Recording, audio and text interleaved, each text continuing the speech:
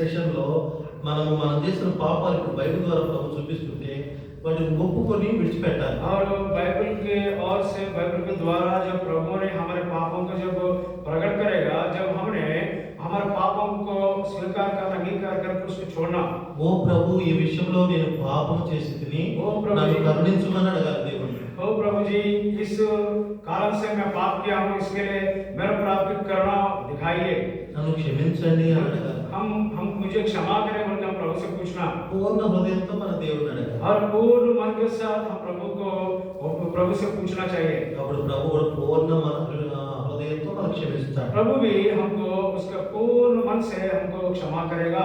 సరే ఇప్పుడు ఇది రెండవది. మూడవది, ये दूसरी बात है. तीसरी बात क्या है?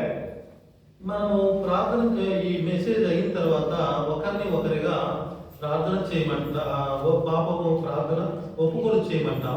ఆ టైంలో ఆరాధన చేయాలి. अभी ये वचन की सेवा के बाद एक ने और उन्हें उसके पापों को स्वीकार करके मानकर उसके लिए प्रार्थना करना, एक करके उसके उस समय में हम आराधना बिल्कुल नहीं करना चाहिए. ఆరాధన చేసే సమయం తర్వాత ఉంది. और इसके बाद में हम आराधना करेंगे. ఆరాధన వాక్యం విని తర్వాత ఆరాధన చేస్తాం. हम आराधना के लिए वचन सुनकर उसके बाद में हम आराधना करेंगे. కాబట్టి మనకి నూతన సంవత్సరం రాబోతుండగా మనం పాపాలు ఒప్పుకుంటూ నూతన సంవత్సరంలో ప్రవేశించకూడదు. और जब नया साल में हम प्रवेश होने का समय आ गया, उस समय में हमारा पापों के द्वारा हम नया साल में प्रवेश नहीं होना चाहिए. పాపమును విడిచిపెట్టి తర్వాత ప్రభు ఇచ్చిన క్షమాపణ మరి హృదయంతో మనం నూతనపరచబడి ఆరాధన చేసి స్తుతులు చెల్లించుకుంటూ నూతన సంవత్సరంలో ప్రవేశింపబడాలి. जब हमारे पाप को अंगीकार करके उसको मानकर उसको छोड़कर उसके बाद में हमने आराधना करते हुए आराधना स्तुति धन्यवाद प्रभु को चढ़ाते हुए हम नया साल में प्रवेश होंगे. అప్పుడు మనకి నూతన సంవత్సరం 2022 ఎన్నో మేలులతో ఉపకారాలు ప్రభు వారి వల్ల ఆశీర్వాద క్షేమాలని స్తుతులు చెల్లించుకుంటూ ఉంటాం. और जब ऐसा अगर हमने नया साल में प्रवेश होंगे आराधना करते हुए, जब नया साल में प्रभु की और आशीषों को और हम प्रभु की करुणा और भलाई को हमारे जीवन में हम प्राप्त करेंगे.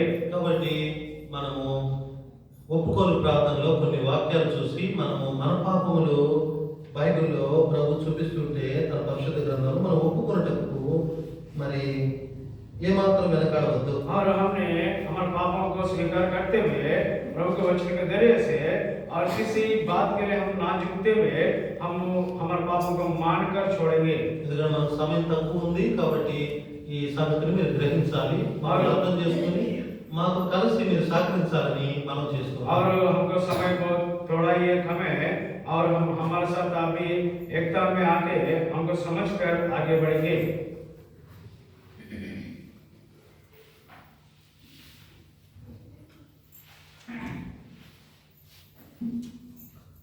ఎహెజ్కేలు గ్రంథము एस्केल की किताब 39వ అధ్యాయం उसका 39 अध्याय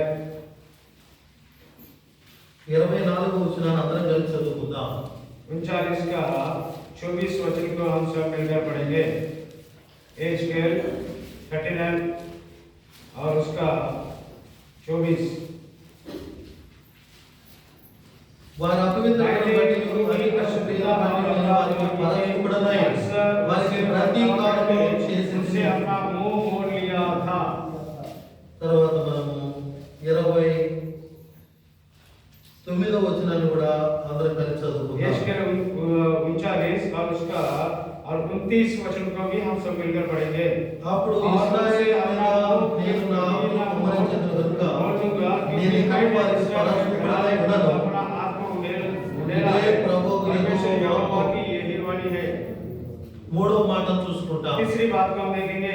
కీర్తనలు भजन संहिता 86వ కీర్తన और 86 5వ వచనాన్ని కూడా అందరం కలిసి చక్కగా బిగ్గరగా చదువుకుందాం. और भजन संहिता 86 और उसके 5 वचन हम सब लोग ऊंची आवाज से इस वचन को पढ़ेंगे. ప్రభువా నీవు దయాళువు, तू भला है, క్షమించుటకు क्षमा करने वाला है, సిద్ధమైనవాడు. और जितने तुझे पुकारते हैं నీకు మొరపెట్టు सबों के लिए अति करुणामय है. అతిశయము గలవాడు. అందరూ కూడా మీ మోకాళ్ళ మీద రండి. सब लोग घुटने पे आएंगे, प्रार्थना करेंगे. ఆ తర్వాత ఉన్నప్పుడు మనం ఈ వాక్యాలు చాలా సింపుల్ గా చూస్తున్నాం. और इस वचनों को हम बड़े और हल्के से हम सुनेंगे।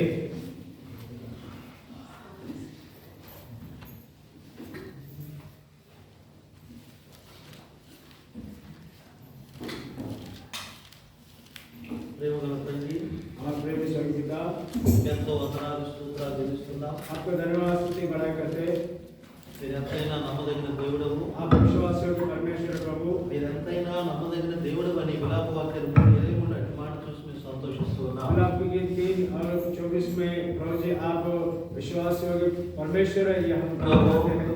ప్రభు ఈ సమయంలో మీరు మాతో ఉండి మీ యొక్క సన్నిధిని మేము అనుభవించినట్లుగా చేయండి. प्रभु जी आप आज हमारे साथ रहकर आपके उपस्थिति को अनुभव करने का अनुभव में हमें चलाइए। మేము ఎంతో బలహీనత గలవారము, हम बड़ी कमजोरी कह लोग हैं प्रभु जी, మంచితనం అనేది మాలో లేదు. हमारे अंदर कोई अच्छी वास नहीं करती प्रभु जी। మా పుట్టుకలోని కామ, క్రోధ, లోభ, మద, మత్సర్యాలనే 5 అర్షత వర్గాలతో మేము పాపంతో నిండిన వారమని అనుకుంటున్నాం. और प्रभु जी हम जैसा जन्म लिया वैसे ही हम पाप में, अपराधों में, अंधकारों में और प्रभु जी कुटिलता में हमारा जीवन है प्रभु जी।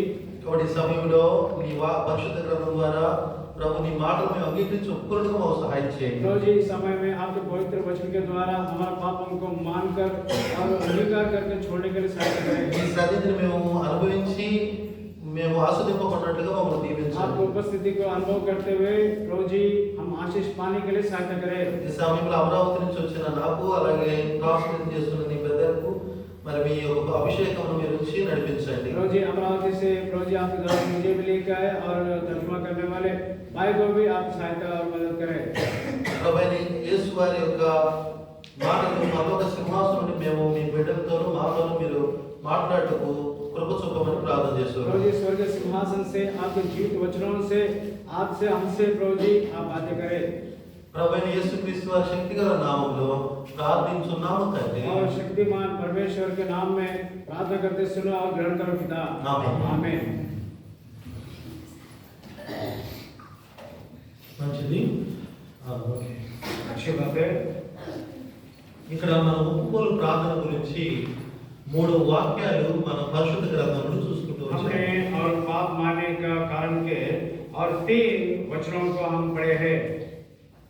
మొదటి మాట ఏ గ్రంథంలో నుండి చూసాం? और पहले बात हम पहले वचन कौन से अध्याय से हम देखे हैं? అధ్యాయం మరియు వచనం చెప్పండి. और उसके अध्याय और वचन भी बताइए। అలాగే రెండవ మాట ఏ గ్రంథం నుండి చూసాం? दूसरी वचन कौन सी ग्रंथ से हम देखे हैं? అధ్యాయం వచనం చెప్పండి. अध्याय भी बताइए, वचन भी बताइए। అలాగనే మూడవ మాట ఏ గ్రంథం నుండి మనం చూసాం? అధ్యాయం వచనం చెప్పండి. तीसरी वचन कौन सी अध्याय से हम पढ़े हैं बताइए, और वचन और उसका अध्याय के 86:5। కీర్తనలు 86వ కీర్తన 5వ వచనంలో చూసాం. 86 वचन उसके 5 वचन में हम पढ़े हैं।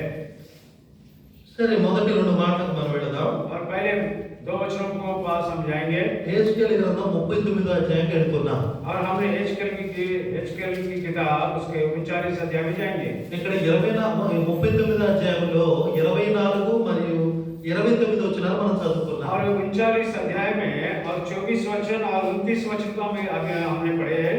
ఈ 2 వచనాలకు భూమి ఆకాశములకు ఉన్నంత తేడా ఉంది. ये 2 वचन के बीच में ऐसा अंतर है कि और आकाश और पृथ्वी का जितना अंतर है उतना अंतर है। చీకటికి వెలుగుకున్నంత తేడా ఉంది. और अंधकार और ज्योति के बीच में जितना अंतर है उतना अंतर है।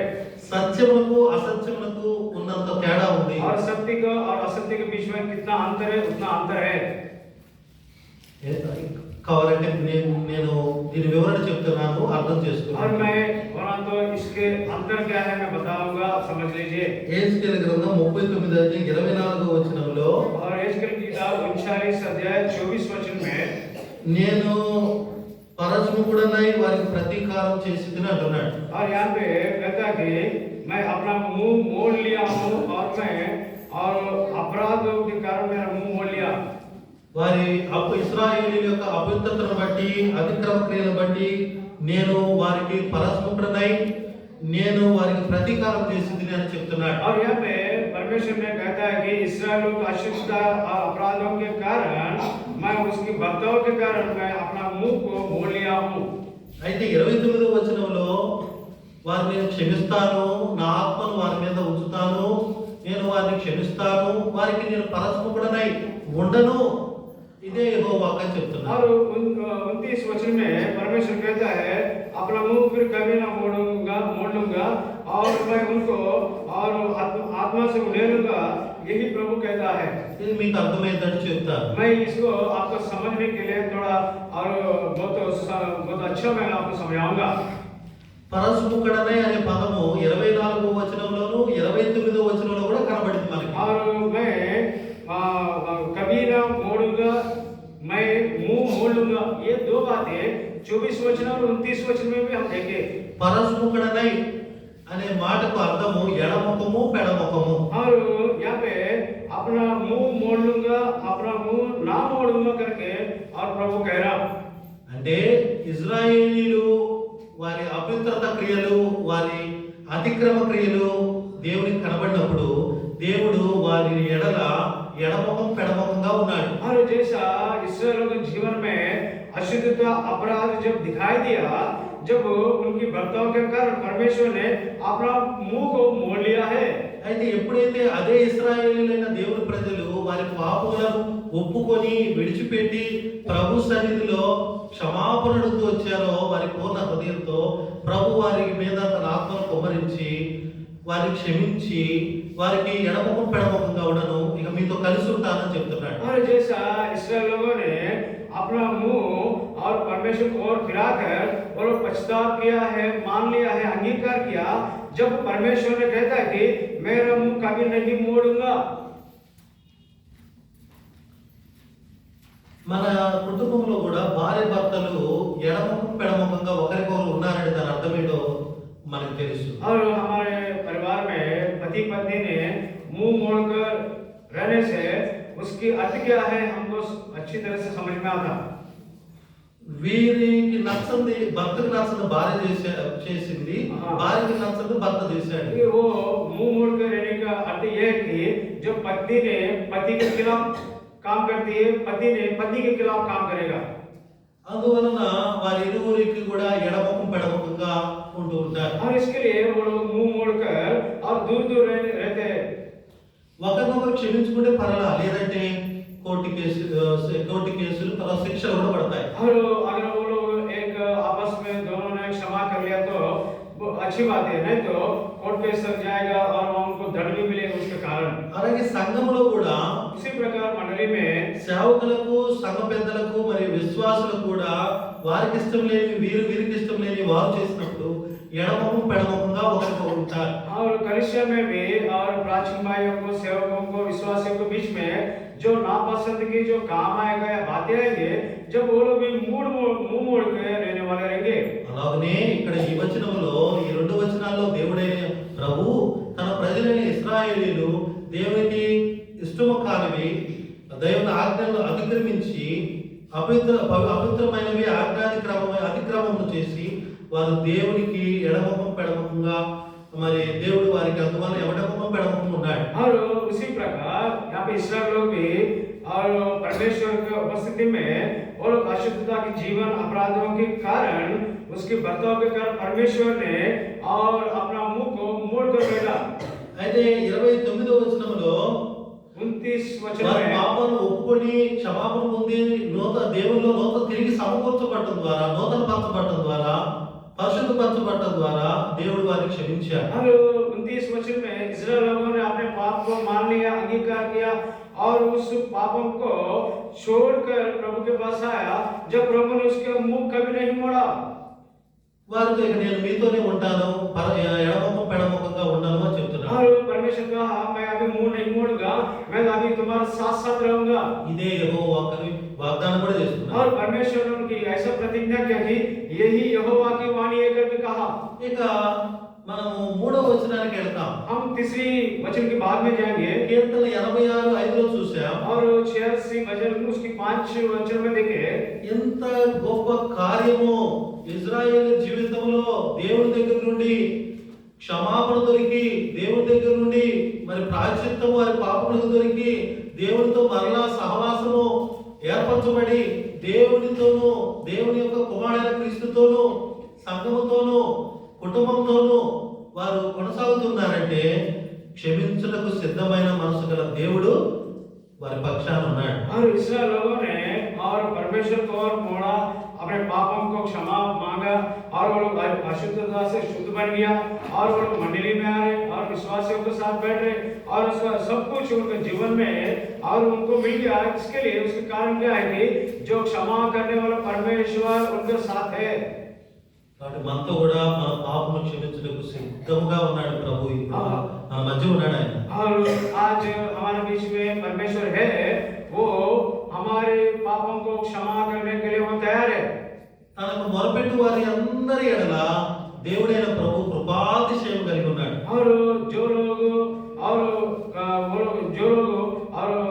वो लोग पुकारते हैं और उनके साथ और प्रभु उनके साथ है। కీర్తన 86:5 ఎవరైనా చదివి సహాయం చేయండి. और कोई भी 86 भजन उसके 5 वचन को पढ़ के सहायता कीजिए। हे प्रभु, तू भला और क्षमा करने वाला है और जितने तुझे पुकारते हैं उन सबों के लिए तू अति करुणा है। हे प्रभु, तू उत्तम व क्षमाशील आहेस आणि तुझा दावा करणाऱ्या सर्वांवर विपुल दया करणारा आहेस. తెలుగు చదివే వాళ్ళు ఎవరైనా ఉన్నారా? ప్రభువా, నీవు దయాళుడవు, క్షమించుటకు సిద్ధమైన మనసు గలవాడవు. నీవు మొరపెట్టిన వారందరి ఎడల కృపాతిశయములు గల వాడవు. కాబట్టి దేవుడు మన క్షమించుటకు సిద్ధమైన మనసు కలిగి ఉండగా మన పాపమును ఒప్పుకొనుటకు మనం వెనకాడకూడదు. और जो परमेश्वर ने हमारे अपराधों को पापों को क्षमा करने वाला है तो हमने पीछे नहीं हटना चाहिए इस बात में। సరే, మంచిది. ఈ సమయంలో మరి ఇజ్రాయేలీలకు దేవుడు ఎడమముఖం పెడముఖంగా ఉన్నాడు అనేది ఎందుకో మనం చూసాం. और परमेश्वर ने इस्राएलियों को और मुंह मोड़कर बैठा, क्यों, इस बात को हमने अभी देखे हैं। వారి యెహెజ్కేలు గ్రంథం 39:24లో వారి అవిధతను బట్టి వారి అతిక్రమ క్రియలను బట్టి నేను వారికి ఎడమముఖం పెడముఖంగా పరాజూపుడనై ఉన్నానని చెప్తున్నాను. और यहाँ पे परमेश्वर ने कहता है यहेजकेल की किताब 39 उसका 24 वचन में उनकी अशुद्धता और अपराधों के कारण, उसके बर्ताव के कारण परमेश्वर कहता है मैंने मुंह मोड़ लिया। ప్రభు గనుక మనల్ని గనుక ఆయన ఎడమముఖం పెడముఖంగా మనతో ఉంటే అసలు మనం ఒక క్షణంలో ఏమవుతామో తెలియదు. और अगर परमेश्वर ने हमारे साथ ऐसा बर्ताव किया, अगर उसने मुंह मोड़ लिया तो हम एक क्षण भी हम जीवित रहेंगे नहीं रहेंगे वो मालूम नहीं है। మనకు శిక్షణ పడవచ్చు, हमको दंड मिल सकता है, మనకు మరి అనారోగ్య పరిస్థితులు అలాగే ఇంకా దేవుడు మన ఎడబాస్తే మనకి నిందలు, అవమానాలు, శ్రమలు, శోధనలు, ఇరుకులు, ఇబ్బందులు, అవన్నీ నెమ్మది లేని పరిస్థితులు ఇవన్నీ కూడా కలుగుతాయి. और अगर परमेश्वर ने हमको छोड़ दिया तो हमारे कमजोरी, हमारे बीमारी ग्रस्त और क्लेश, दुख, संकट ये सब कुछ हमारे जीवन में आ जाएगा। इर्मिया ग्रंथम यिर्मयाह की किताब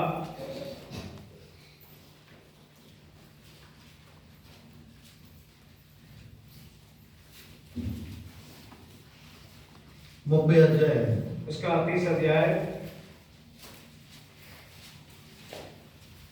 12-13 वचन उसकी 12 और 13 वचन को पढ़ेंगे। यिर्मयाह की किताब 30 अध्याय उसकी 12 और 13 वचन। कारण परमेश्वर म्हणतो, तुम्ही जर का मांसाचे आहे, तुझा गाय भारी आहे, तुझी दात लावणारा कोणी नाही, तुझ्या घायाला उपचार नाही, मलमपट्टी नाही. సరే ఇంకెవరు చదివారా? అయిపోయిందా? 12-13 వచన. यहोवा ये कहता है, तेरे दुख की कोई औषध नहीं और तेरी चोट गहरी और दुखप्रद है।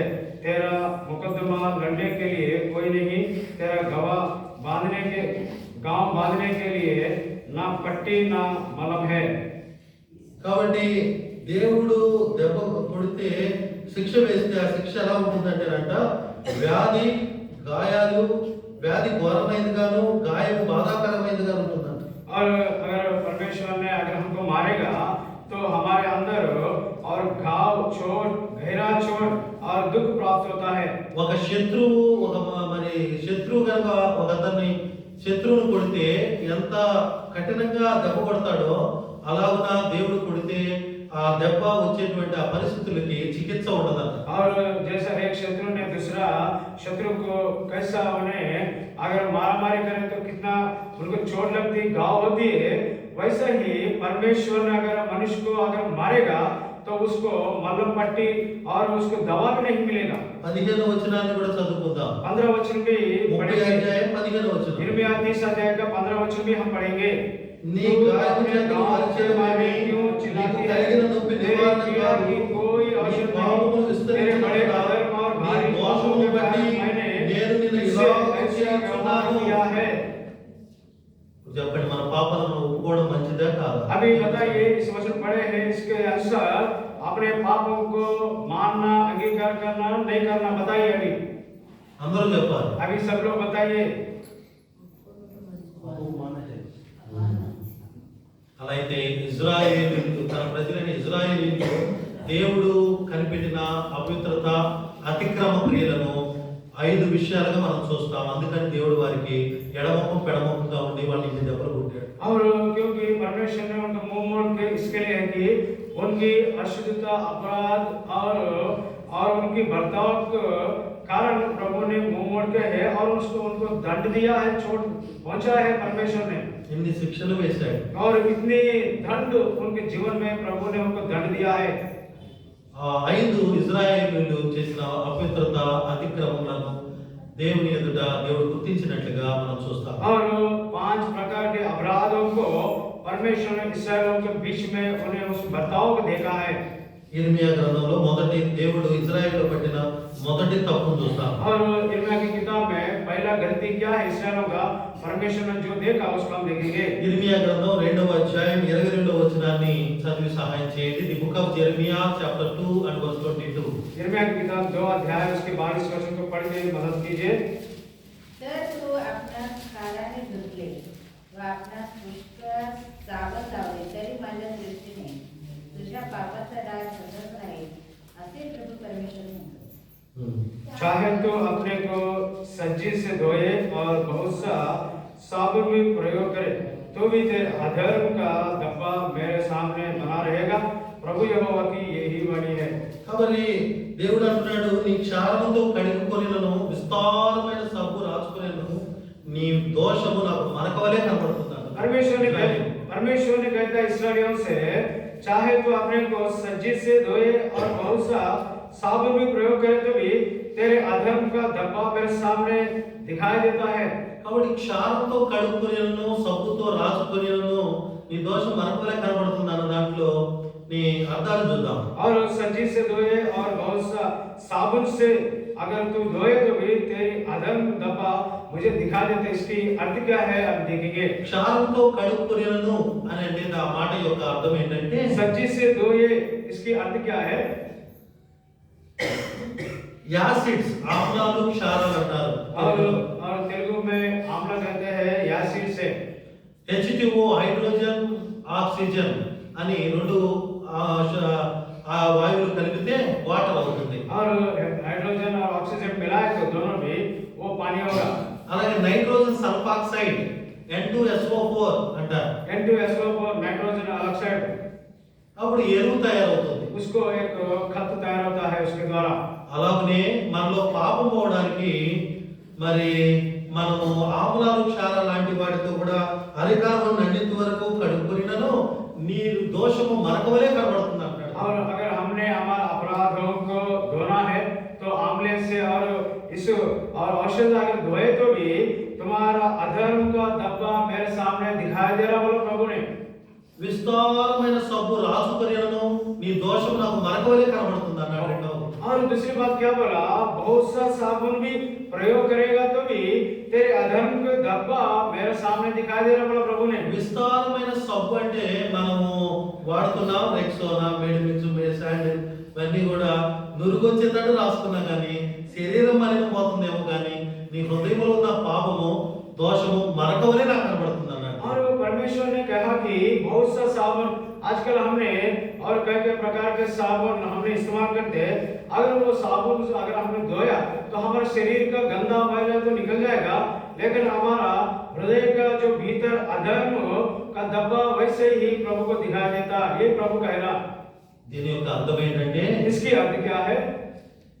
నిజదేవుణ్ణి వదిలిపెట్టి కాశ్మీర్ మొదలుకొని కన్యాకుమారి వరకు తీర్థయాత్రలు, జపాలు, తపాలు, మాలలు, స్నానాలు, పుణ్యకార్యాలను చేసినా గానీ వారి దోషము మనకు వలె దేవుడికి కనబడుతుంది. अगर हमने और यहाँ से लेकर कन्याकुमारी तक हमने यात्रा किया तो भी हमारा कितना भी हमारे मैले को धोया तो भी हमारा अधर्म का उस धब्बा नहीं मिलेगा, मलिनता नहीं मिलेगा। మా మందిరంలో వీరాస్వామి అనే ఒక అతను ఉన్నాడు. और मेरा मंडली में एक वीरा स्वामी नामक एक व्यक्ति है।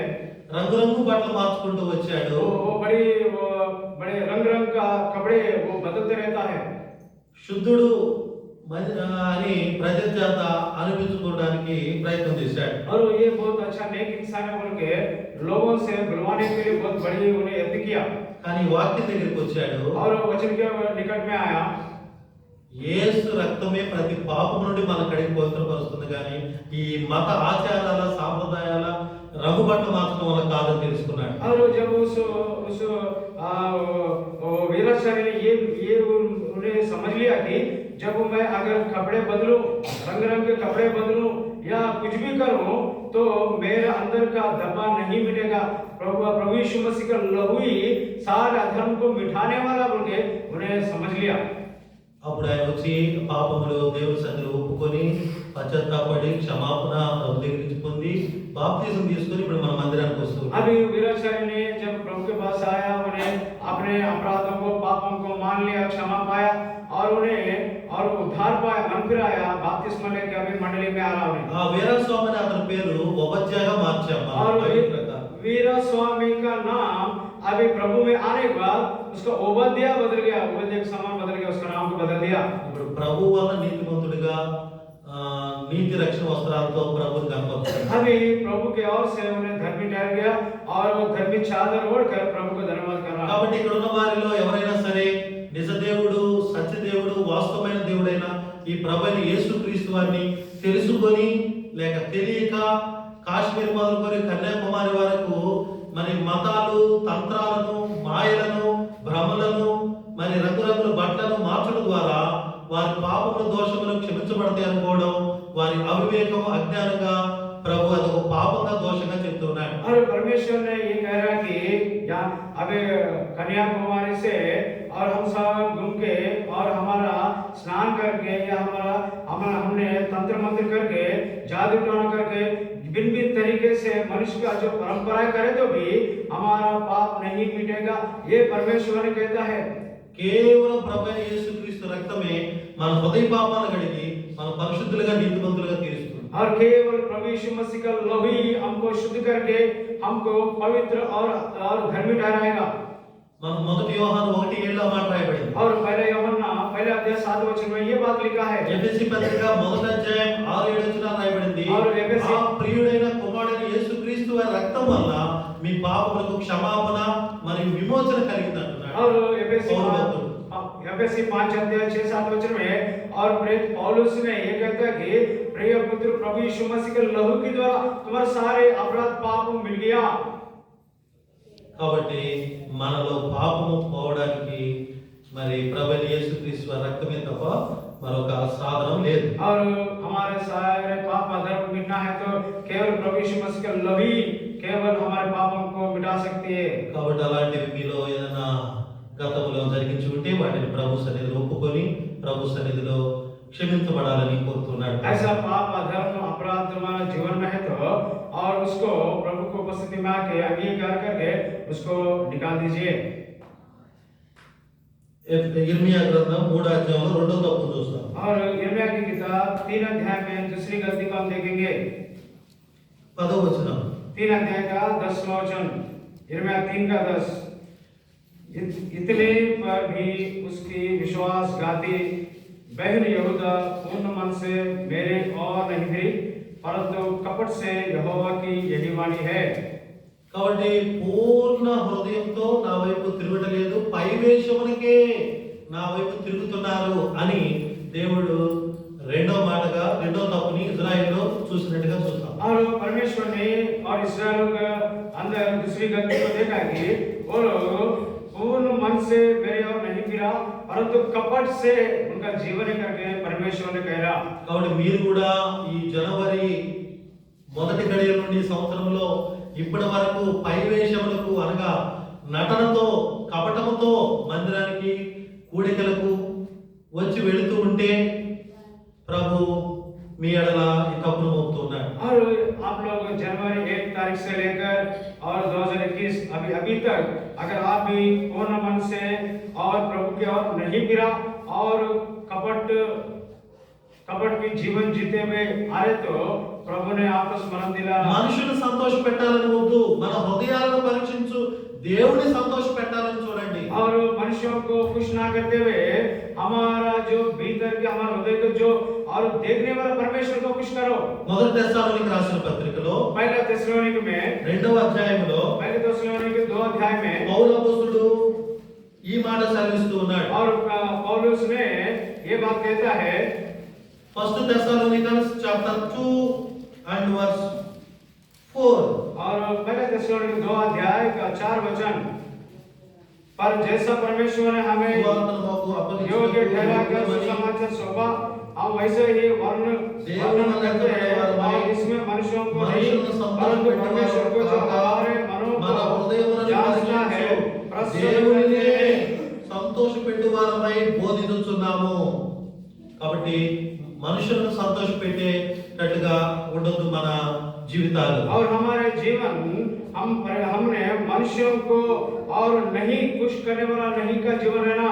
మన హృదయములను పరీక్షించు దేవుణ్ణి సంతోషపెట్టేటట్లుగా ఉండాలి మన జీవితం. और हमारा जीवन ऐसे रहना कि हमारा हृदय को जो जांचता है उस परमेश्वर को प्रसन्न करने वाले का जीवन रहना है। ఇంటిలో కపటంగా నడుచుకున్నా, సంఘంలో కపటంగా నడుచుకున్నా, సమాజంలో ఇలా పైవేషములకు కపటంగా నడుచుకున్నా, అలాగే ఉద్యోగ కార్యాలయంలో కూడా పైవేషములకు కపటంగా ఉండి ఉద్యోగం చేసిన, యథార్థంగా కాకుండా కపటంగా ఉద్యోగం చేసిన ప్రభు అంటున్నాడు అది తప్పు, దేవుని బిడ్డలు కాదు అంటున్నాడు. और परमेश्वर ने ये कहता है कि जो परमेश्वर के संतान या घर में कपटी जीवन और नौकरी में कपटी जीवन, मंडली में कपटी जीवन, समाज में कपटी जीवन जीने से प्रभु को ये अंगीकार नहीं है। మందిరానికి వస్తూ ఉన్నారు, మళ్ళీ నెక్స్ట్ బయటికి వెళ్ళిన తర్వాత లోకస్తుల వలె జీవిస్తున్నారు. और वो लोग मंडली में आ रहे हैं विश्वासी लोग, उसके बाद में बाहर जाने के बाद संसार में कपटी जीवन जिएंगे లోకస్తులుగా జీవిస్తున్నారు. और संसार के लोगों के समान वो लोग जीवन बिता रहे हैं। ఒకవైపు బైబిల్ చదువుతూ ఉన్నారు, మరొక వైపు తప్పుడు నామలు కూడా చదువుతున్నారు. और कुछ लोग तो पवित्र शास्त्र बाइबल को पढ़ते हैं बाद में और उस नॉवल को पढ़ते रहते हैं।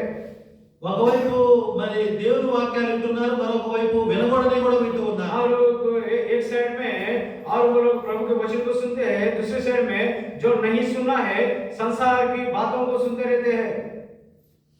ఈ విధంగా దేవునిని సంపూర్ణ హృదయంతో కాక మరి అపూర్ణమైన హృదయంతో వెంబడిస్తూ ఉన్నారు. और इस प्रकार जीवन बिताते हुए परमेश्वर की उपस्थिति में वो लोग पूर्ण मन से प्रभु को पीछे ना चलते हुए कपटी जीवन जीने वाले हैं। అందుకని ప్రభువైన యేసుక్రీస్తు వారు తన జీవించిన కాలంలో ఇశ్రాయేలుతో చెప్పాడు, ఆజ్ఞల్లో మొదటి ఆజ్ఞ ఏదనగా నీ దేవుడైన యెహోవాను నీవు నీ పూర్ణ హృదయంతోను, నీ పూర్ణ ఆత్మతోను, నీ పూర్ణ బలంతోను, నీ పూర్ణ వివేకంతోను నీవు ప్రేమింపవలెను, సేవించవలెను. और प्रभु यीशु मसीह ने जब उनके चेलों से कहा था कि जब इस संसार में था और तो पहले आज्ञा यह है कि पूर्ण मन से पूर्ण बुद्धि से पूर्ण विवेक से तेरे परमेश्वर को स्मरण करना।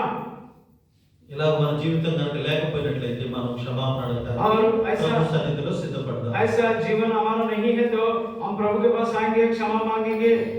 అలాగే ఇశ్రాయేలీయులలో దేవుడు కనిపెట్టిన మూడో తప్పుని చూద్దాం. और इस्राएलियों के बीच में तीसरी गलती को परमेश्वर ने देखा, वो गलती क्या है अभी हम देखेंगे। ఇర్మియా గ్రంథం 4వ అధ్యాయం यिर्मयाह की किताब 4 अध्याय 1-2 వచనాలు చదివి సహాయం చేయండి. और पहला 2 वचन को पढ़ के मदद कीजिए। ఇశ్రాయేలీయులు దేవుని దృష్టిలో చేసిన మూడో తప్పుగా దేవుడు గుర్తించాడు. इस्राएलियों ने परमेश्वर का दृष्टि में तीसरी गलती क्या है? यहोवा की ये वाणी है, हे इस्राएल, यदि तू लौट आए तो मेरे पास लौटा, यदि तू घिनौनी वस्तुओं को मेरे सामने से दूर करे तो तुझे आवारा फिरना ना पड़ेगा। और यदि तू सच्चाई और न्याय और धर्म से यहोवा के जीवन की शपथ खाए तो जाति जाति उसके कारण अपने आप को धन्य कहेगी और उसी पर गमन करेगी। కాబట్టి దేవుడు సెలవిస్తూ ఉన్నాడు, परमेश्वर ने कहता है, మీరు నిజ దేవుణ్ణి నిజ సత్యాన్ని విడిచిపెట్టి అసత్యమ వైపు, అసత్య దేవుని వైపు, అసత్యమైన బోధన వైపు అటు ఇటు తిరుగుతున్నారు. అది నా దృష్టిలో తప్పుగా కనబడింది అంటున్నాడు. और यहोवा परमेश्वर की वाणी यह है कि तुम लोग ने जीवित परमेश्वर को छोड़ दिया और सत्य असत्य को पीछे तुमने चलने लगे। ये मेरे दृष्टि में बड़ी घिनौनी के काम है। అవును, ఇజ్రాయేల్ జీవితంలోనే కాదు, మన జీవితంలో కూడా ఈ జనవరి సంవత్సరం 1 నుండి ఈ రోజు వరకు మనం దేవుళ్ళు నిలకడగా లేకుండా మరి మన జీవితాల్లో సత్య బోధను అలాగే సత్య దేవుణ్ణి విడిచిపెట్టి మనము అసత్య బోధను, అసత్య బోధకులను అలాగే అసత్య దేవుణ్ణి వెంబడింపకూడదు. और हमने जनवरी 1 से लेकर अभी तक हमने जीवित परमेश्वर को, सच्चाई उपदेशों को, सच्चाई वचनों को साथ चलना छोड़कर जिन्होंने यानी कि असत्य उपदेश करने वाले नबियों के पीछे और असत्य उपदेश करने वालों के लोगों के पीछे हम दौड़ रहे, ये प्रभु की पसंद नहीं है।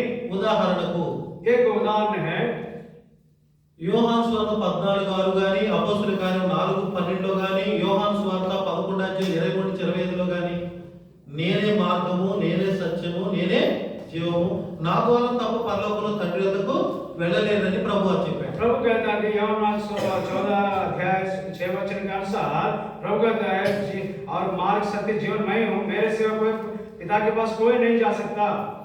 ఆకాశం కింద మనుషుల్లో మరి ఏ నామమున రక్షణ లేదన్నాడు. और आकाश के नीचे पृथ्वी के ऊपर किसी नाम में और उद्धार नहीं है करके प्रभु को बोला। కాబట్టి మనము ఇటువంటి సత్య బోధను, సత్య దేవుడిని, వాస్తవమైన దేవుడైన ప్రభుని విడిచిపెట్టి మనము మరిమ తల్లిని, వేరే ఇతర మరి ఋషుల్ని, మరి పండితుల్ని మనం వెంబడించడం అనేది ఇప్పటి వరకు చేస్తుంటే ప్రభు క్షమాపణ అడగాలని కోరుతున్నాను. और उतना नहीं, हमने सच्चाई उपदेश को, जीवित परमेश्वर को छोड़कर गिरोने वस्तु, गिरोने काम करते हुए, मरियम को पूजा करते हुए और कई ऋषि, कई तंत्र मंत्र के लोगों के पास, जादू टोने वाले करने वाले लोगों के पास और संसार की परंपरा के पीछे चलने का मन है तो अभी आप लोग मोड़ लीजिए प्रभु के और फिरो। అందుకనే ప్రభు ఇశ్రాయేలుతో చెప్తున్నాడు, మీరు అటు ఇటు తిరగటం మాని మీకు ఆశీర్వాదము నా దగ్గరే ఉందని, నా దగ్గరికే మీరు రావాలని పిలుస్తున్నాడు. और परमेश्वर कहता है कि और तुम इधर उधर भटक रहे हो और मेरे पास आशीष है, तुम मेरे पास लौट के आओ। అలాగున మనం ప్రభుత్వం ఇప్పటి వరకు నమ్మకంగా ప్రభుతో జనవరి 1 నుంచి సహవాసంలో కొనసాగామా, లేకపోతే అపనమ్మకంగా ప్రభుతో మనము ప్రభుని విడిచి మరి ఇతరమైన విషయాలు, ఇతర అసత్య బోధన, అసత్య దేవుడి వైపు తిరిగామేమో పరీక్షించుకోవాలి. మనతో మాట్లాడుతున్నాడు. जनवरी से अभी तक क्या हमने सच्चाई के पर चलते हुए परमेश्वर की दृष्टि में और हमने योग्यता से और विश्वास योग के रूप में हम चलते हैं, या असत्य और प्रचार करते हुए असत्य उपदेशकों के पीछे हम चलते आ रहे, क्या हमने फर्क लेना है। తర్వాత అలాగనే మనము ఇజ్రాయేలీలో దేవుడు కనిపెట్టిన 4వ తప్పు చూద్దాం. और इस्राएल के बीच में चौथी गलती क्या है, प्रभु क्या देखा उसको देखेंगे। ఇర్మియా గ్రంథం 5:1 ఎవరైనా చదివి సహాయం చేయండి. यिर्मयाह की किताब 5 अध्याय पहले वचन को कोई पढ़िए। यरूशलेम की सड़कों में इधर उधर दौड़कर देखो, उसके चौकों में ढूंढो, यदि कोई ऐसा मिल सके जो न्याय से काम करे और सच्चाई का खोजी हो, तो मैं उसका पाप क्षमा करूंगा।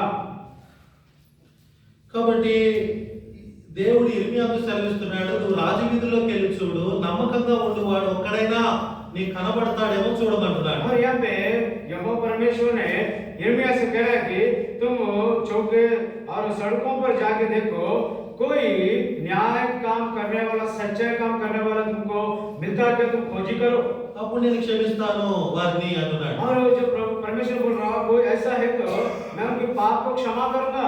దేవుడి దృష్టిలో నమ్మకం ఉన్నవాడు ఇశ్రాయేలీలో కనబడలేదు, అందుకని దేవుడు తప్పు మోపాడు. और इस्राएलियों के बीच में एक व्यक्ति भी कोई विश्वास योग्य मनुष्य नहीं दिखाई दिया, इसके लिए परमेश्वर ने उनको पर और बड़ी उनको पर अपराध को ठोक दिया।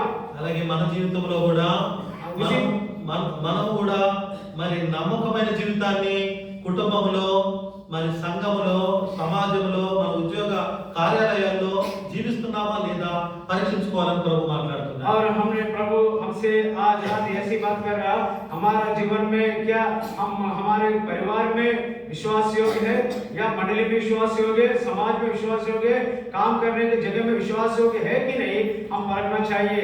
కుటుంబంలో నమ్మకంగా లేకపోబట్టి కుటుంబంలో వివాదాలు, మరి కోర్టు కేసులు వస్తూ ఉన్నాయి. और परिवार में अगर विश्वास योग्यता जीवन नहीं, उसके कारण कोर्ट में जाना और वहां पे झगड़ा, पंचायत, ऐसी समस्या और उस परिवार में आना। సంఘంలో నమ్మకంగా లేకపోబట్టి సంఘంలో మనం తిరస్కరింపబడుతున్నాం. और मंडली में विश्वास योग्य जीवन नहीं है, इसके कारण हमने तुच्छ जाने जा रहे। ప్రభు మనం వాడుకోవడలేదు. इसके कारण प्रभु हमको उन्हें उसकी सेवा में हमको विश्वास योग्यता से हमको उन्हें इस्तेमाल नहीं कर पा रहा, అందుకని మనం చింతిస్తున్నాం. इसके कारण हमने चिंतित हो रहे। ఇక మూడోదిగా చూస్తే ఉద్యోగాల్లో నమ్మకంగా లేరు. और तीसरी बात है कि हम जहाँ पे नौकरी करते हैं हमारे ऑफिसों में, और वहाँ पे भी हम विश्वास योग्य जीवन नहीं है। మనం టీవీలోను టీవీ న్యూస్లోను అలాగనే న్యూస్ పేపర్లోను చూస్తాం, చాలా మంది లంచాలు తీసుకొని పట్టబడి ఉద్యోగాలు కోల్పోయిన వాళ్ళు ఉన్నారు. हमने अखबारों में देखते हैं और हमने टीवी में हमने उस वार्ता में देखते हैं कई लोग और वो लोग पैसे लेके काम करते हैं, वो विश्वास योग्य नहीं और विश्वासघाती का जीवन जी रहे। కాబట్టి ఆర్టీఓ ఆఫీసులో తిమింగళం, తర్వాత ఎంఆర్ఓ ఆఫీసులో తిమింగళం, కలెక్టర్ ఆఫీసులో తిమింగళాలు పట్టుకున్న సిబిఐ అని ఉంటుంది. और यहाँ पे जो Headlight. आरटीओ ऑफिस में नहीं तो और भिन्न स्थानों में वो लोग और पैसे लेकर और वहाँ पे उनको पकड़ा जाता है, ये सारे बातें हम देखते रहते हैं। అలాంటి అపనమ్మకత్వం మన జీవితాల్లో ఉంటే ప్రభుని క్షమాపణ కోరుదాం. ऐसा और विश्वासघाती का जीवन अगर हमारा अंदर है तो हम प्रभु के पास आएंगे, क्षमा मांगेंगे, ఎందుకంటే ప్రభు క్షమించడానికి సిద్ధమైన మనసు గలవాడు. क्योंकि हमारा प्रभु ने हमारे पापों को क्षमा करने का बड़ी प्रेमी पिता है वो। బైబిల్లో కొందరిని దేవుడు నమ్మకమైన వారిగా చూశాడు. और बाइबल में कई लोग विश्वास योग्य दासों को प्रभु ने देखा। నెహెమ్యా గ్రంథం 7:3లో మరి హనన్య నమ్మకమైన మనుషుడు అంటున్నాడు. और नेहमिया 3:7 में हनन्या बड़ी विश्वास योग्य दास करके कह रहे प्रभु ने। మొదటి తిమోతి 1:1-2 తిమోతి నమ్మకమైన వాడు నా కుమారుడు అంటున్నాడు. पहले तिमोथी और 1-2 में हम देखते हैं कि पौलुस ने कहता कि और तिमोथी मेरा पुत्र तू विश्वास योग्य बोल के पौलुस ने कहा। కాబట్టి మన జీవితంలో కూడా అలాంటి బిరుదును పొందుకోవడానికి యోగ్యులుగా ఉన్నామా లేదా और हम भी పరీక్షించుకోవాలి. हमारे जीवन में क्या हमने विश्वास योग्य है या नहीं, इस नाम को हम कमाने के लिए हमारे अंदर ऐसा जीवन है क्या, इसके बारे में हमने परखना चाहिए। నేను మన స్పెషల్ మీటింగ్స్ లో చెప్పాను, అదేంటంటే నమ్మకంగా ఉండే విషయాల గురించి కొందరిని మనం తీసుకుంటూ వచ్చాము. और मैंने जो स्पेशल मीटिंग में मैं कुछ विश्वास योग्य के बारे में बताते हुए कुछ बातों को मैं आपको स्मरण दिलाते आया। మొదటగా మనము రూతు తర్వాత నయోమిని తీసుకుంటూ వచ్చాము. రూతు గ్రంథం 1వ అధ్యాయం. और रूत की पहले अध्याय में हमने नयोमी और रूत की जीवन को लिया। ఓర్ప అపనమ్మకస్తురాలు, పెద్ద కోడలు, చిన్న కోడలు అయిన రూతు నమ్మకస్తురాలు అతనికి. और नयोमी उसके 2 बहू है और ओर्पा बड़ी है वो और वो विश्वासी घाती है, और रूत और विश्वासी योगी और वो बहू बन गई। అలాగే 2వ రాజుల గ్రంథం 2:1-10 మనము ఏలియా ఎలీషాలను నమ్మకస్తులుగా చూస్తూ వచ్చాము. दूसरी राजा 2:1-10 में देखे और एलिया एलीशा दोनों के बीच में कैसा विश्वास योग्य दास के समान एलीशा था, उसके बारे में हमने भी देखे थे। చచ్చినను బ్రతికినను నాకు యెహోవా జీవంతోడు నీతోనే ఉంటానని గురువుతో చివరి వరకు సాగిపోయిన నమ్మకత్వాన్ని ఎలీషాలో మనం చూస్తాం. और एलीशा ने और उनके गुरु एलिया के साथ साथ रहते हुए और मृत्यु हमको दूर कर सकती है करके उन्हें आखिरी तक और एलिया के साथ साथ उन्हें है वो हम देखा है। అలాగే రెండవ సమయాల గ్రంథం 15వ అధ్యాయంలో దావీదు ఎత్తేయి కూడా నేను మరణించినను బ్రతికినను యెహోవా జీవంతోడు నా ఏలువాడవగు దావీదు నీతోనే నేను ఉంటానని అరణ్యంలో మరి లోయల్లో కూడా నమ్మకంతో వెళ్ళి మరి ఉన్నట్టుగా చూస్తాం। और यहाँ पे देखते हैं दूसरा समय 15 अध्याय में और दाऊद के साथ जो गित्ती ने जब उनके साथ था जो संकट में दुख में बड़ी परिस्थिति में भी और गित्ती ने कहा कि मृत्यु तक मैं तेरे साथ साथ रहूंगा करके और दाऊद से कहा। కాబట్టి ఇలాగ మనం చూసుకుంటూ వస్తే మరి ఎందరో మరి యేసు ప్రభు వారికి 12 మంది నమ్మకస్తులు కనపడ్డారు ఆ దినాల్లో। और उन दिनों में प्राचीन काल में 70 మంది అపనమ్మకస్తులు కనపడ్డారు, ప్రభువుని విడిచి వెళ్ళిపోయారు। प्राचीन काल में प्रभु यीशु मसीह के साथ कई चेले थे, उसमें से 12 लोग विश्वासी और चेले के समान थे, बाकी 70 लोग अविश्वासी लोग थे, उनको छोड़ के चले गया। తర్వాత ప్రభు చనిపోయిన తర్వాత మరి 11 మంది వెళ్ళిపోయారు, కానీ యోహాను ప్రభుతోనే సిలువ దగ్గర నుండి ప్రభు సిలువ మరణ పునరుద్ధానం చూస్తూ వచ్చాడు। और यहाँ पे 12 चेलों में से जब प्रभु यीशु मसीह क्रूस पर चढ़ गया था, जब दुख उठा रहा था, तो 11 चेले थे उनको छोड़ के चले गया और प्रभु यूहन्ना तो उनके साथ साथ वो क्रूस का उस दृश्य को देखते प्रभु के साथ था। కాబట్టి ప్రభువైన యేసుక్రీస్తుకు యోహాను నమ్మకస్తుడు। और यहाँ पे यूहन्ना ने प्रभु यीशु मसीह के चेलों में एक चेला था, वो प्रभु के दृष्टि में बड़ी योग्यता चेला था। కాబట్టి మనము యెర్మీయా గ్రంథం 7వ అధ్యాయం 5వ తప్పును చూసి ప్రార్థనలోకి వెళ్దాం। और यिर्मयाह की किताब उसके 7 अध्याय में 5वीं गद्दी क्या है वो हम देखकर उसके बाद हम प्रभु की उपस्थिति में जाकर प्रार्थना करेंगे। 4వ వచనం 7 अध्याय का 4 वचन पढ़ेंगे। तुम लोग ये कहकर झूठी बातों पर भरोसा मत रखो, यही यहोवा का मंदिर है, यही यहोवा का मंदिर, यहोवा का मंदिर। ఆధారం చేసుకున్నప్పుడు झूठी बातों पर भरोसा मत रखो। 6వ వచనం और 6 वचन 5-6 వచనాలు అలాగా కనుక మీ మార్గము మీ క్రియలు మీరు యథార్థంగా చక్కపరచుకొని ప్రతివాడు తన పొరుగు వాని తప్పుకు న్యాయం జరిగించి यदि तुम सचमुच अपनी चाल और बात सुधारो और सचमुच मनुष्य के बीच न्याय करो, परदेशी और अनाथ और विधवा पर अन्याय न करो, इस स्थान में निर्दोष की हत्या न करो और दूसरे देवताओं के पीछे ना चलो जिससे तुम्हारी हानि होती है। కాబట్టి మన అద్భుతమైన హెబ్రోను అనేటువంటి భూమి మీద ఒక దేవుని యొక్క స్ట్రాంగ్ సహవాసంలో మనం ఉంటున్నాం। और हमने बड़ी अद्भुत रीति से हमने हेब्रोन की उस हेब्रोन की जो छाया में हम स्थिर है अभी तक। ఆత్మీయంగా ఒక వ్యక్తిగతంగా ఒక వ్యక్తి ఆత్మీయంగా కట్టబడాలన్నా, ఆత్మీయంగా కుటుంబంగా కట్టబడాలన్నా, ఆత్మీయమైన సంఘంగా కట్టబడాలన్నా, ఆత్మీయమైన సమాజంగా కట్టబడాలన్నా హెబ్రోను సహవాసంలో దేవుడు దైవజనుడికి బయలుపరుస్తూ వచ్చాడు। और हेब्रोन की संगति में एक व्यक्ति ने व्यक्तिगत रूप में आत्मिक रूप में बल पाना है या परिवार के साथ बल पाना है या मंडली के साथ बल पाना है, तो ये सारे दृश्य को परमेश्वर ने भाई बक्सिंग को उन्हें दिखाते आया। కాబట్టి మనము ఈ విషయంలో కూడా ఎంతో మరి చెప్పుకుంటాం, కానీ దానికి తగ్గ క్రియలు మన దగ్గర లేకపోతే అది కూడా ప్రభు దగ్గర ఒప్పుకొని క్షమాపణ పొందమని దేవుడు కోరుతున్నాడు। और हमने कई बार बोलते हैं कि हम हेब्रोन के लोग हैं, हमारा हेब्रोन ऐसा है वैसा है, लेकिन हम कई बार बताते मगर उसके अनुसार हमारा चाल चलन नहीं रहता है। इसके लिए ऐसा कहीं पर हमारा चाल चलन झुक गया तो हम प्रभु के पास आके क्षमा मांगकर उसको छोड़कर प्रभु के पास आके हमने उनके पाप को क्षमा करके हमने उनसे माफी मांगेंगे। ఒకసారి అందరూ కూడా లేచి నిలబడి క్రిస్మస్ అదే న్యూ ఇయర్ యొక్క మరి మాట చెప్దాం। లేచి और నిలబడి सब लोग एक बार खड़े होकर और नया साल का हमने नया साल के बारे में हमने गीत गाएंगे। సంవత్సరమును దయా కిరీటము ధరించియున్నావు దేవా, సంవత్సరమును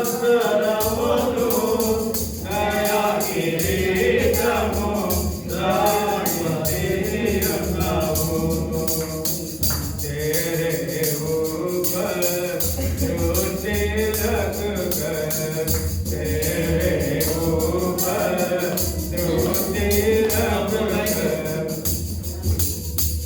लोग गाएंगे। అందరం కలిసి పాడదాం ఈ పాట 231 गीत नंबर 231 ये गीत गा के हम प्रार्थना में जाएंगे।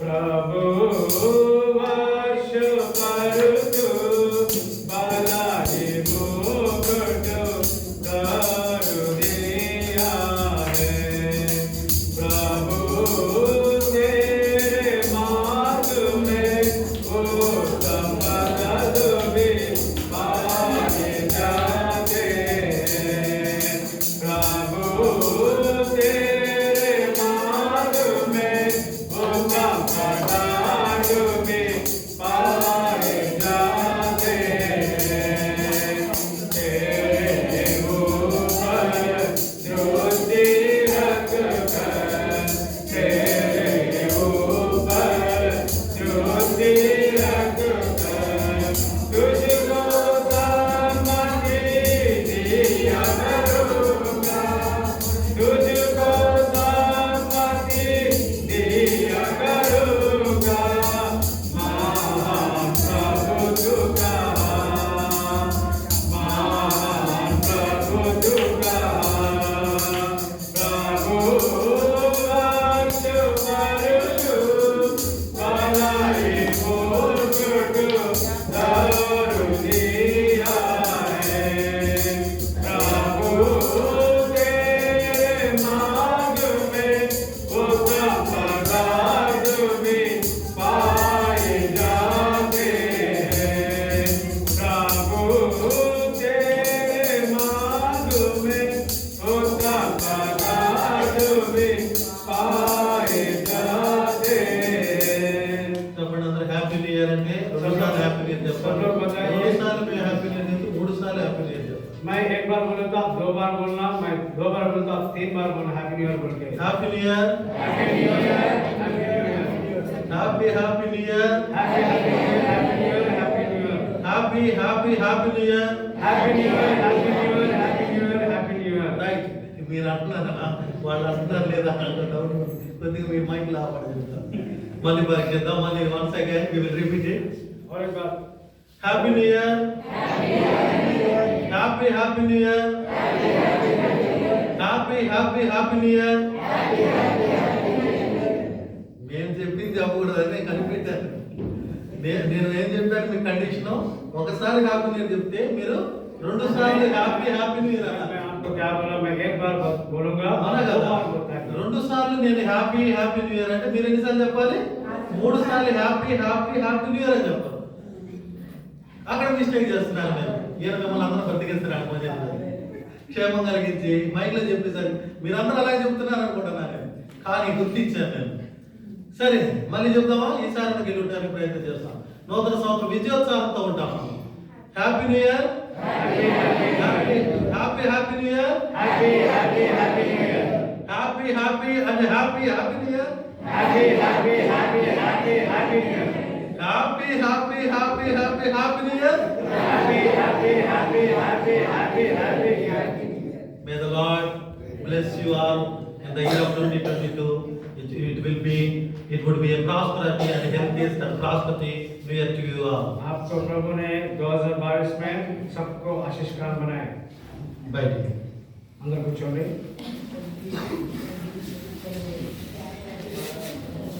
సరే ఇక అటు పాపాలు మనం దేవుని సన్నిధిలో ఒప్పుకుంటూ ఒకరి తర్వాత ఒకరు పాపం ఒప్పుకొని ప్రార్థన చేయడానికి ఆరంభిస్తాం। अभी सब लोग एक एक करके और वचन के अनुसार सब लोग अपने अपने पापों को मानकर छोड़ो। కాబట్టి ఇజ్రాయేలీలు దేవుని ఎదుట పాపమును ఒప్పుకున్న కొన్ని వాక్యాలు చూసుకుంటూ ఉంటాం। వారి తప్పులను వారు తెలుసుకున్నారు, వారు దేవుని ఎదుట తమ తప్పులను ఒప్పుకోవడం ఆరంభించారు। और यहाँ पे इस्राएल लोगों ने अपने और पापों को मानकर छोड़ दिया। उसके बारे में कुछ वचनों को देखेंगे। ఇర్మియా గ్రంథం 7వ అధ్యాయం यिर्मयाह की किताब 7 अध्याय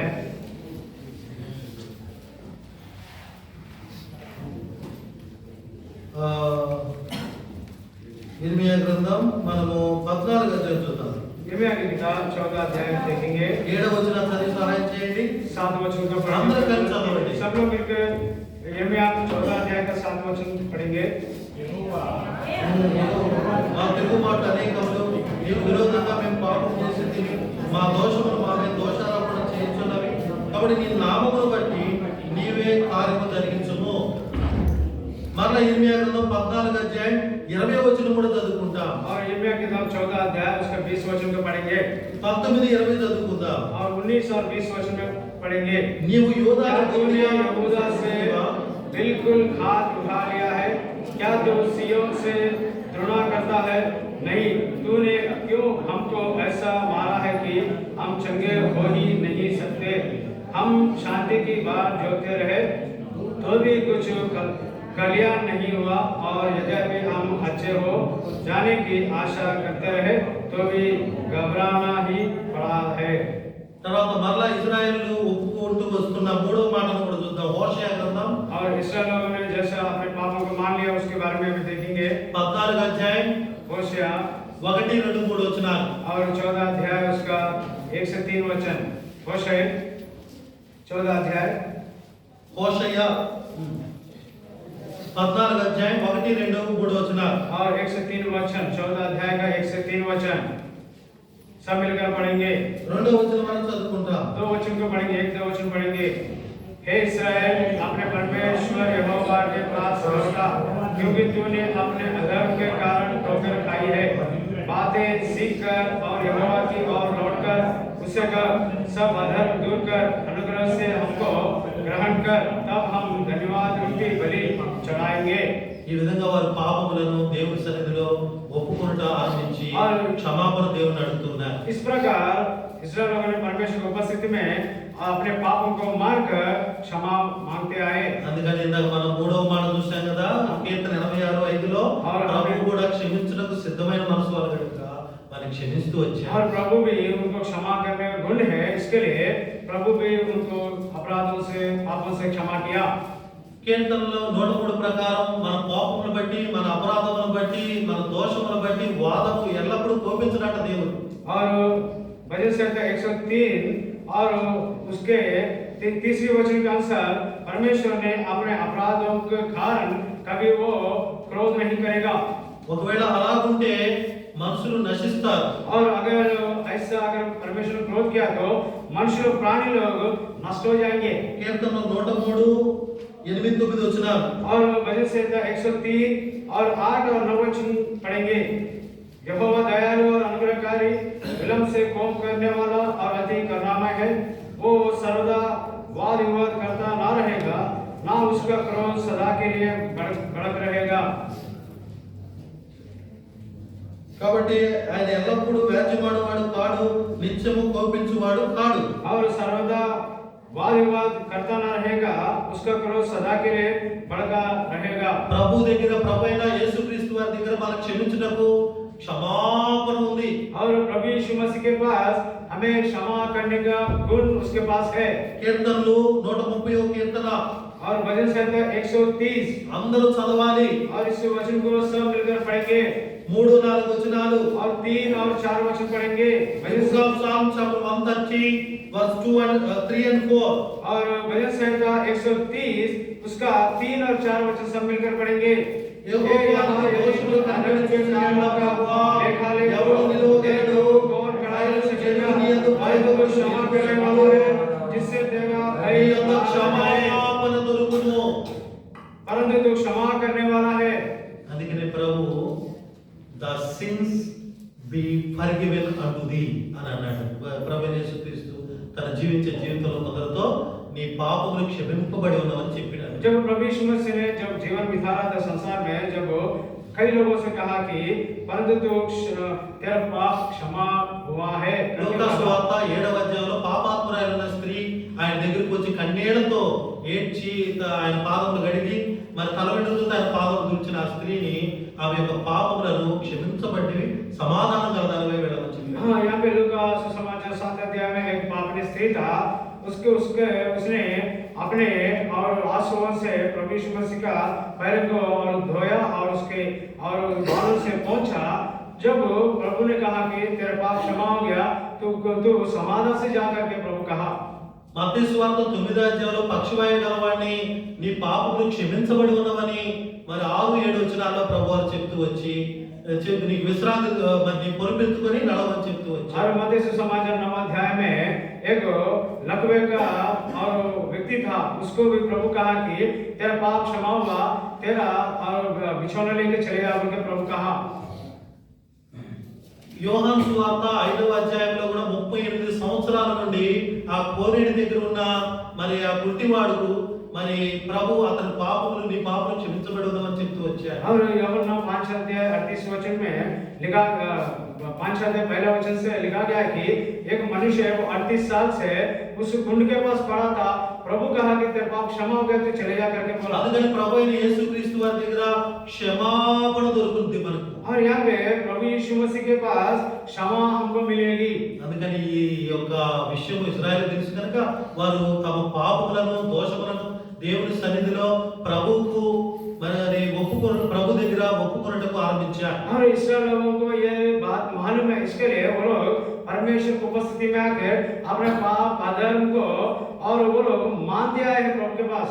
అలాగే వారు తమ పాపములను దేవుని సన్నిధిలో ఒప్పుకుంటూ ఉంటే దేవుడు క్షమించి క్షమాపణ ఉన్న దేవుడు కనుక క్షమించినట్లుగా చూస్తాం. और इस्राएल लोगों ने उनके सारे अधर्म पाप को लेकर जब प्रभु के पास आके जब वो लोग विनती किया है, जब प्रभु ने क्षमा करने वाला है, उनको क्षमा कर दिया। ఇర్మియా గ్రంథం 33 అధ్యాయం 8వ వచనం. और यिर्मयाह की किताब 33 अध्याय उसका 8 वचन।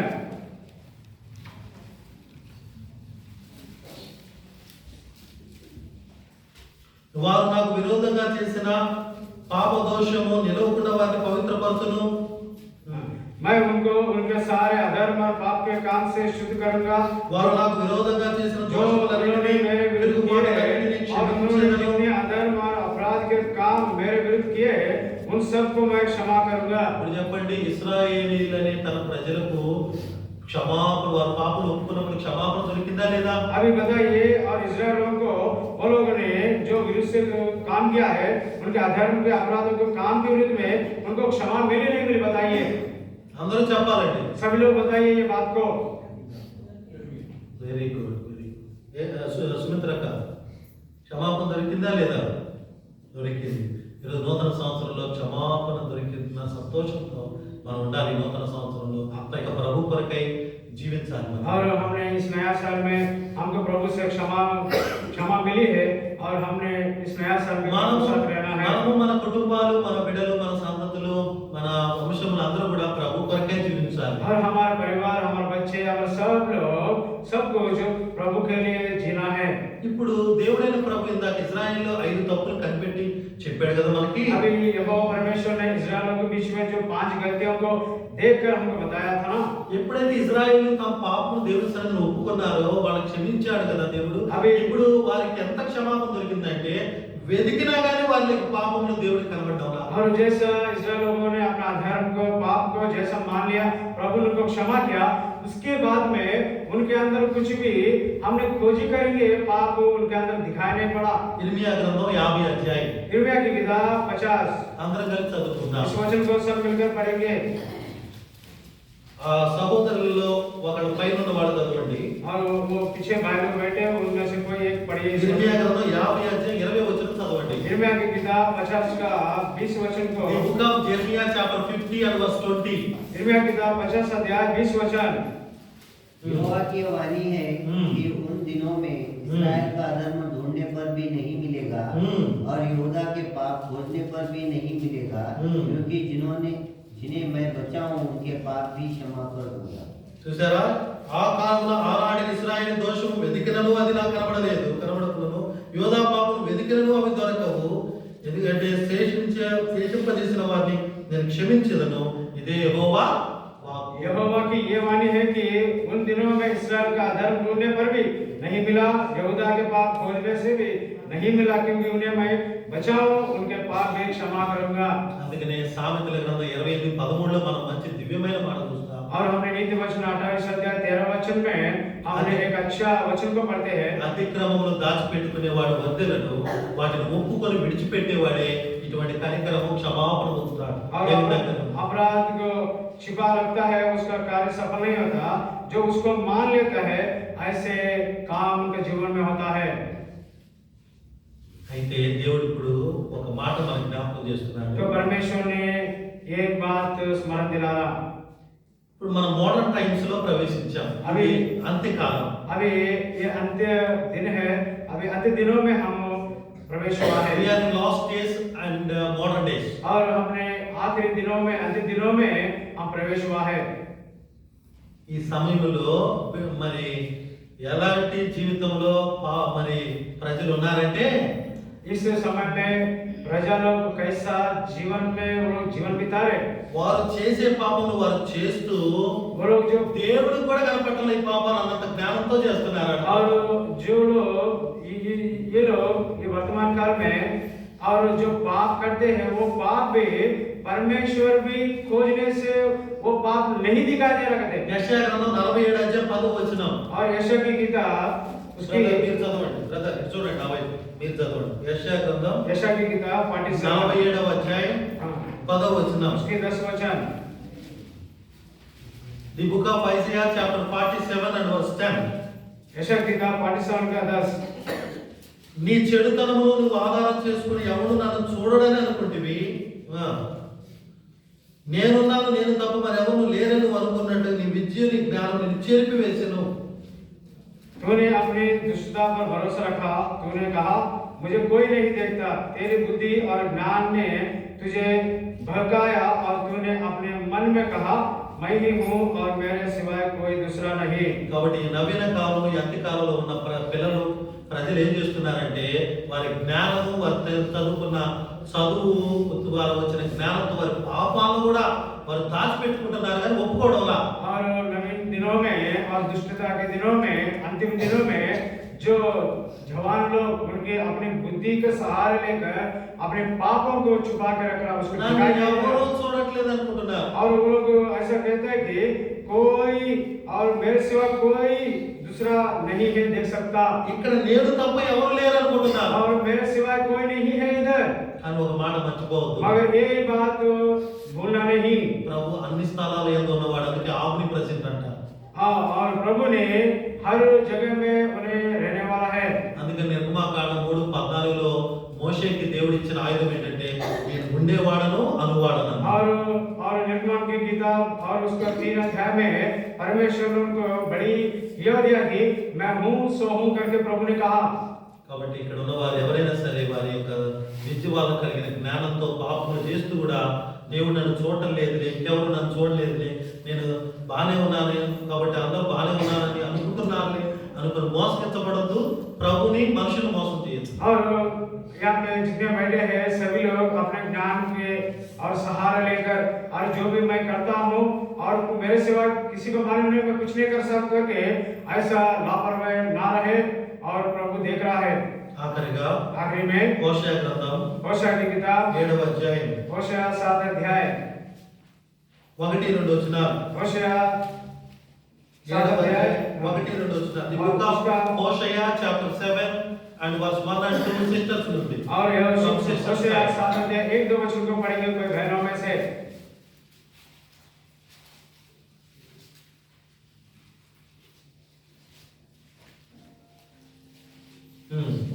7వ అధ్యాయం హోషేయ గ్రంథం 1-2 వచనాలు. 1-2 वचन होशेया 7 का 1-2 वचन। जेव्हा इस्रायलासनी बरे करून पाहतो तेव्हा एफ्राईमाचा आदर व शोभनाची दुष्टता दिसून येते. ते दगा करीतात, चोर घरात शिरतो, జనులు మోసం చేయుదురు, మోసం అభ్యాసం చేశారు, పొల్లగండ్రై లోపలికి చొరబడదు. కంటిన్యూ చదువు. पढ़िए बाहेर उतारून ती टोळी బందిపోడు దొంగలై బయట దోచుకుందరు. त्यांच्या सर्व दुष्टतेची తమ చేత వారు చిక్కుబడి ఉన్నను అవి నా సముఖం. Continue sister. ते लक्षात आली అవి నా సముఖంలోనే జరిగినను మన చెడుతనము ఆయన జ్ఞాపకము చేసుకొనడని తమలో తాము అనుకుందురు. कभी वे नहीं सोचते कि यहोवा हमारी सारी बुराई को स्मरण करता है। సరే, ఎంత క్లియర్ రాస్తుందో ఆ మాట. 2వ వచనం హోషేయ గ్రంథం 7:2 వారు తప్పులన్నీ చేస్తూ మన చెడుతనము దేవుడు జ్ఞాపకం చేసుకోవడం అనుకుంటున్నారంట. और होशेया 7 अध्याय 2 वचन में ये लोग कहते हैं कि हमारे सारे अधर्म, अपराध, बुराई को और परमेश्वर ने स्मरण नहीं करता बोल के सोच रहे। అమ్మా, దేవుడికి జ్ఞాపక శక్తి లేదా? क्या परमेश्वर को क्या बुद्धि और ज्ञान नहीं है, क्या समझ नहीं है क्या? బ్రదర్, దేవుడికి జ్ఞాపక శక్తి లేదా? क्या परमेश्वर को क्या बुद्धि और ज्ञान नहीं है क्या? దేవుడు అనంత జ్ఞాని. और परमेश्वर ने बड़ी अनंत ज्ञानी है वो। కాబట్టి ఆయన బుద్ధి నేర్పువాడు ఎవరు, జ్ఞానం నేర్పువాడు ఎవరు? और क्या परमेश्वर को कोई बुद्धि सिखा सकता है, ज्ञान उनको प्राप्त कर सकता है?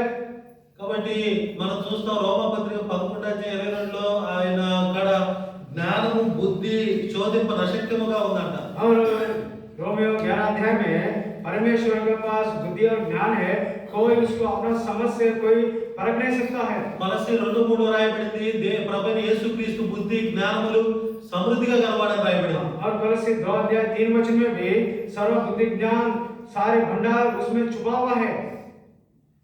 కాబట్టి యెషయా గ్రంథం 40 అధ్యాయంలో రాయబడి 41లో రాయబడింది, యెహోవా అనంత జ్ఞానము గలవాడని రాయబడింది. और यहाँ पे यशा की किताब 41 अध्याय में परमेश्वर अनंत ज्ञानी बोल के लिखा है। కాబట్టి ఆయన జ్ఞాపకం ఉంటుంది, ఆయన అందరినీ చూడగలడు, ఆయన అన్ని విషయాలను జ్ఞాపకం చేసుకోగలడు, और उनको రికార్డ్ చేసుకుంటాడు. और उनको यादगारी है, और वो समझ सकता है, वो देख सकता है, वो स्मरण भी कर सकता है हमारे అందుకని साथ। కీర్తన 139 దావీదు ఒప్పుకుంటున్నాడు, నా పడకను నా నడకను మరి నేను వెళ్ళుటను వచ్చుటను అన్ని కూడా నువ్వు చూస్తూనే ఉంటావు అని అంటున్నాడు. और दाऊद ने 139 भजन में दाऊद ने कहता है, परमेश्वर तो मेरा चाल चलन को, मेरा बैठना उठना सब कुछ आपने देखा है।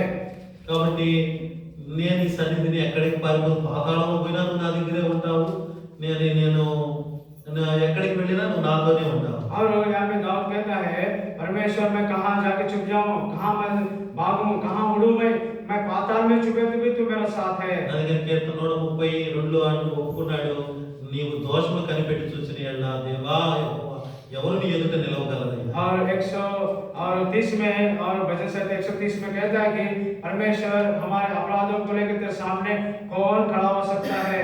అయితే నీ యొద్ద క్షమాపణ ఉంది కాబట్టి నా పాప దోషం ఒప్పుకుంటున్నానని ఒప్పుకున్నాడు దావీదు. और दाऊद ने कहा, तुम्हारे पास प्रभु जी क्षमा का गुण है, इसके लिए मेरे सारे अपराधों को मैं मानता हूँ, अंगीकार करता हूँ। అందుకని కీర్తన 32 రాశాడు, అతిక్రమములకు మరి నిర్దోషి అని ఎంచబడిన వాడు, ఆత్మలో కపటం లేనివాడు ధన్యుడు. और यहाँ पे भजन संहिता 32 अध्याय में और कहता है कि और धन्य है वो जिसका अपराध क्षमा किया गया और जिसका पाप ढांपा गया है। 5వ వచనం, और उसके 5 वचन में लिखा है, जब मैंने अपना पाप तुझ पर प्रकट किया और अपना अधर्म ना छिपाया और कहा, मैं यहोवा के యెహోవా सामने నా పాప अपने దోషములను अपराध को मानूंगा। క్షమించి పరిగణించి ఉన్నాడు. मैंने यहोवा के सामने अपने अपराधों को मान लिया, तब तूने मेरे अधर्म और पाप को क्षमा कर दिया। ఇప్పుడు చెప్పండి, ప్రభు నా పాపను పరిగణించి ఉన్నాడు అని దావీదు మహారాజు చెప్పగలిగినాడంటే ఆయన పాపములు క్షమించబడినాయా, క్షమించబడుతూ ఉన్నాయా, క్షమించబడబోతున్నాయా? और यहाँ पे दाऊद ने अधर्म पाप क्षमा किया बोल के बोला, यानी कि उनके पाप क्षमा हुआ या होने वाले, नहीं तो होगा। వెనకాల వాడు చెప్పాలి, पीछे के लोग बताइए। చెప్పండి. ఇటువాడు చెప్పాలి. క్షమించబడి పరిహరించు. Very good. ఇజ్రాయెల్ కూడా ఒప్పుకుంటున్నారు. और इस्राएल लोग भी मान దావీదు लिया। తర్వాత ఇజ్రాయెల్ ఒప్పుకున్నారు, और दाऊद के దేవుడు మా बाद పాపములు క్షమించాడని. और इस्राएल दाऊद के बाद इस्राएल लोग भी मान लिया कि परमेश्वर ने हमारे पाप को क्षमा किया। వాళ్ళ దేవుడు ఇచ్చిన పాప క్షమాపణ యొక్క నిశ్చయతను ఇజ్రాయెల్ కూడా చెప్తున్నారు. और इस्राएल लोग भी कह रहे हैं कि परमेश्वर ने हमारे पाप को निश्चय क्षमा किया। కీర్తనలో 85వ కీర్తన 2వ వచనం और भजन संहिता 50 से उसके दो वचन को हम అందరం पढ़ेंगे। కలిసి చదువుదాం. इस वचन को हम सब मिलकर पढ़ेंगे। भजन संहिता 50 से उसका दूसरी वचन అందరం కలిసి చదువుదాం. हम सब मिलकर पढ़ेंगे. अंदर गल से ये वाक्य चलता। The book of Psalm chapter 85 and verse 2. We shall all together loudly. तूने अपनी प्रजा के अधर्म को क्षमा किया है और उसके सब पापों को ढांप दिया है। వేసి ఉన్నావు. మోకాళ్ళ మీదకి రండి. और घुटने पे आइए ఒకరి తర్వాత ఒకరు తమ పాపములను దేవుని సన్నిధిలో ఒప్పుకోండి. और एक के बाद एक अपने पापों को मान लीजिए। మీ హృదయములో మరి ప్రభు రక్తంతో మీ హృదయంలో పాపములు, మీ జీవితంలోని పాపములు ఒప్పుకొని క్షమాపణ ఉంది. క్షమాపణ యొక్క నిశ్చయత దేవుడు నాకు ఇచ్చాడన్న సంతోషంతో ఈ 2022లో మనము ఆరాధించడానికి వెళ్ళబోతున్నాము. और यहाँ पे आप लोग प्रभु यीशु मसीह के लहू के द्वारा मेरा पाप क्षमा किया गया बोले उस निश्चितता के द्वारा आप लोग हम नया साल में प्रवेश हो रहे, प्रभु हमारे पाप को क्षमा किया करके उस निश्चितता के साथ आप लोग आराधना में प्रवेश में जाइए। కాబట్టి ఈ సమయంలో కేవలం ఒప్పుకోలు మాత్రమే ప్రార్థనలో ఒప్పుకోలు మాత్రం చేయాలి. తర్వాత ఆరాధన వర్తమానం విని ఆరాధన చేసుకుంటాం. और पहले हमने हमारे पापों को मानकर हम पश्चाताप करना है अभी, उसके बाद में हम आराधना में जाएंगे। ఈ పాపపు ఒప్పుకోల్లో దేవుడి దగ్గర అడిగే క్షమాపణ మన పూర్ణ హృదయంతో అడుగుతాం ద్వారానే మన పాపములకు క్షమాపణ పొంది దేవుడు మన పాపం క్షమించాడని నిశ్చయత కలిగి ఉంటాం. और जब हम पूर्ण मन से प्रभु के पास आके हमारे पापों को क्षमा मांगेंगे, जब हम अब निश्चितता में जाएंगे। అందుకే ప్రభు మనకు సహాయపడుగా. उस रीति से प्रभु हमारी सहायता I करे। request you to all please fell down before the presence of the Lord. और प्रभु के प्रार्थना करने से पहले सब लोग घुटने में आएंगे।